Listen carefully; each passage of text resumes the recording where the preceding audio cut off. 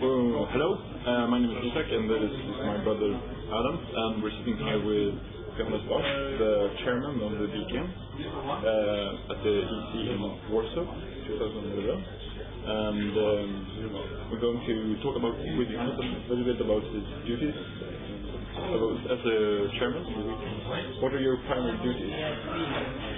Well, as a chairman, there's no dedicated thing you have to do. Basically, you do everything that nobody else is assigned to. And your primary duty is to find people to assign to the sub-task. There's a design team, there is a rules guy, there is organization of events, there is ratings, there is questions about this and that. So you're trying to find people, and you're like the last resort if there's unresolved questions.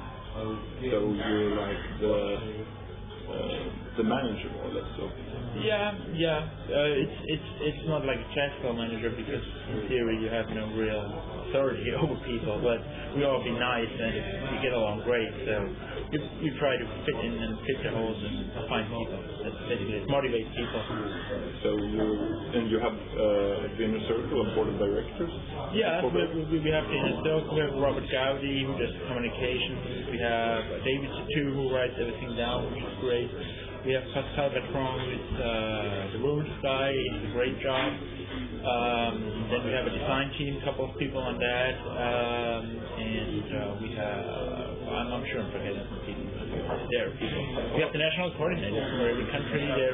Some of them are very, very active, and yeah. Okay.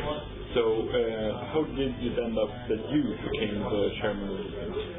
We had historically we had at every EC we had a national coordinator meeting, and last year in Paris it was apparent that White Wolf did fall out with Regis, and usually the guy from White Wolf, Oscar, or Chad before that, would resolve all those questions, but since that was out of the questions, we had to have like a chairman, and the VEKN was sort of in a sleeping state in the last year of White Wolf. It was never really organized, and people just said, hey, why don't you do it? And I say, okay, let's try. Are you satisfied with the expected? Yeah, it's basically the same as it ever was. I was doing many things that I did before as well, so I didn't have any expectations, and it's fine. There's shortcomings. A lot of people have suggestions here, very good suggestions, what to do, what not to do, and many things I didn't think of. You try, I mean, you can only play so much people.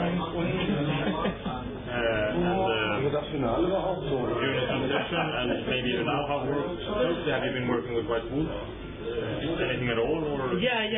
It's basically how I ended up there, is that I have a personal relationship with some of the now even former employees of White Wolf, and I sort of always trading things out between White Wolf and the community under the table, where official channels were difficult, and we sort of arranged what the board and this and that, and tried to make the best for the game.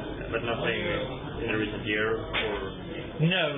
Really, since Oscar left, the only thing is that we just managed to acquire all the backlog of meters to be available for sale instead of going to destruction. Yeah. So that was the last thing, and now it's officially no more Regis interested at all. They cut all ties to meters?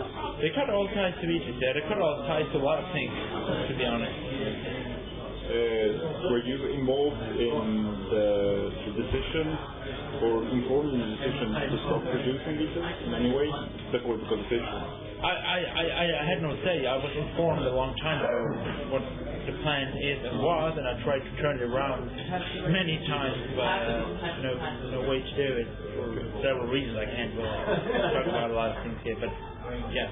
So how do you see Regis and VEKN or the Regis community go on in the future? Well, like I said, we're going to do a new small fan set for the printout and playable tournament, so that's keeping things interesting, because there are going to be new cards, new exciting strategies, and there's a lot of cards available out there. So it's enough for the kind of number of players we have. Even if people quit, they sell the collection, but if people can buy the collection, if we just swap around the cards that are out there, we can supply a couple of hundred people worldwide, really, and that's what the community is. stable way. How did you end up even starting playing these in the first place?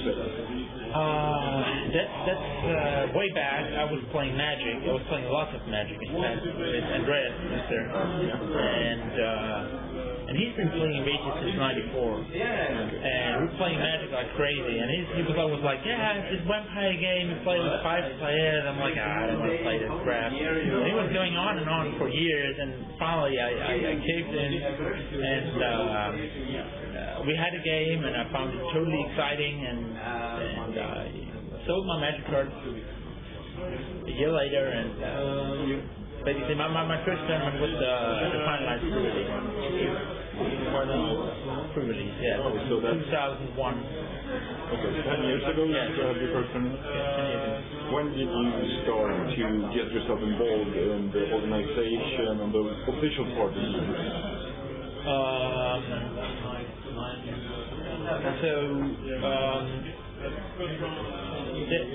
There's a history before that. Is that we went to the EC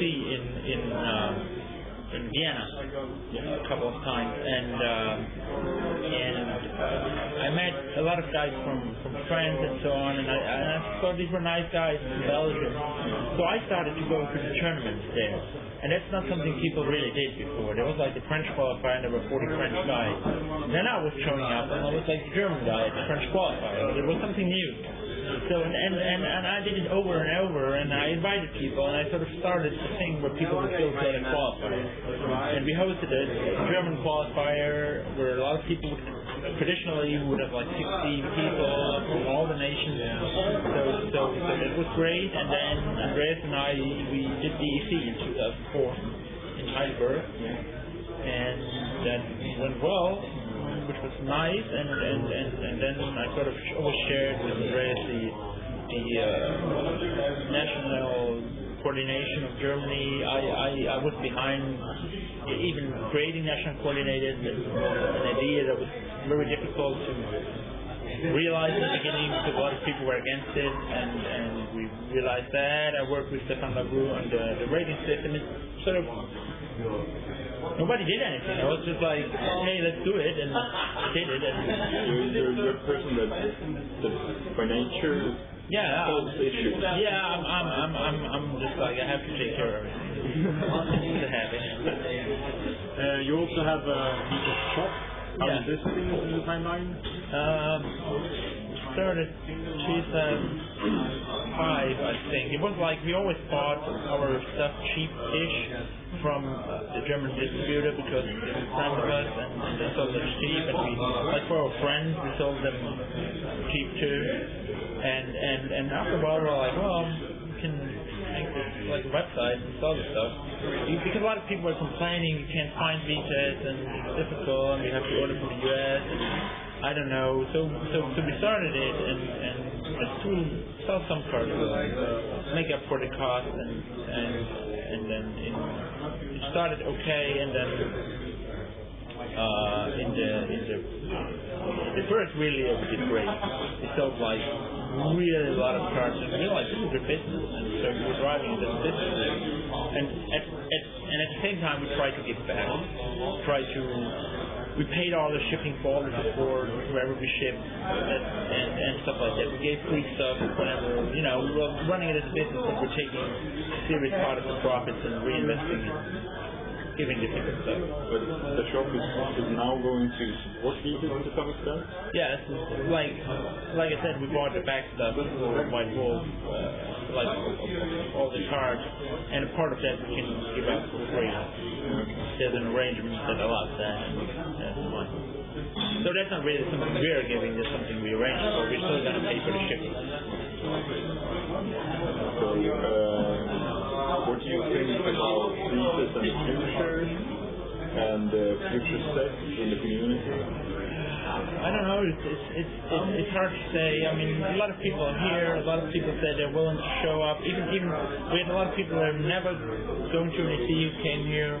I think it's going to do fine for a couple of years, and I hope some company will pick it up.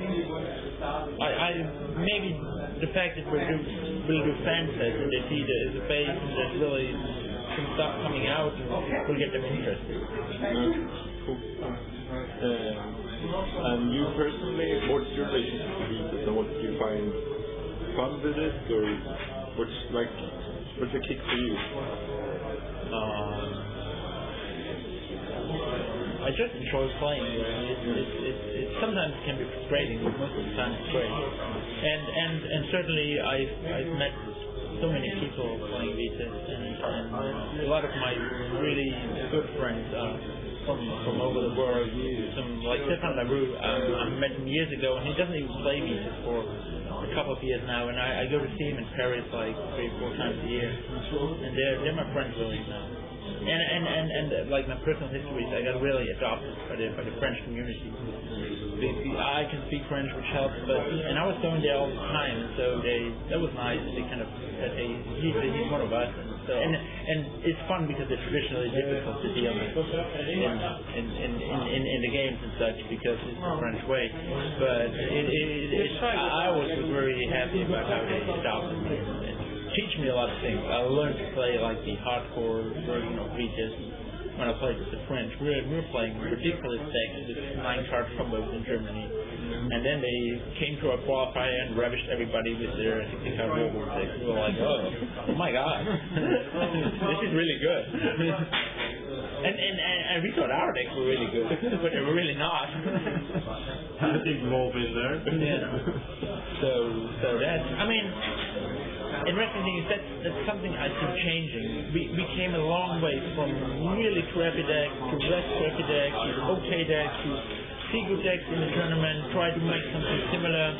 A lot of the recent players, I think they've been introduced by the hardcore players. They've seen the hard decks from day one. They've seen the forums. In the beginning, we didn't even have a forum.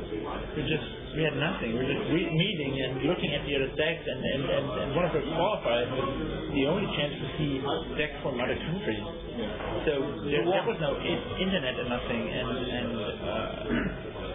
so that is compressed, I think. They can net deck the deck, so what you see is a lot of fresh players with very powerful decks where you see that they still struggle how to control them. I'm sorry guys, who won? For doing an interview? We don't know. Sorry. Johannes got ousted. So maybe the Shadow Crescendo deck won, which is sort of awesome. Actually, it is. I don't think I have any more questions. Do you have any questions? No. You want to say some last words? Something in the community?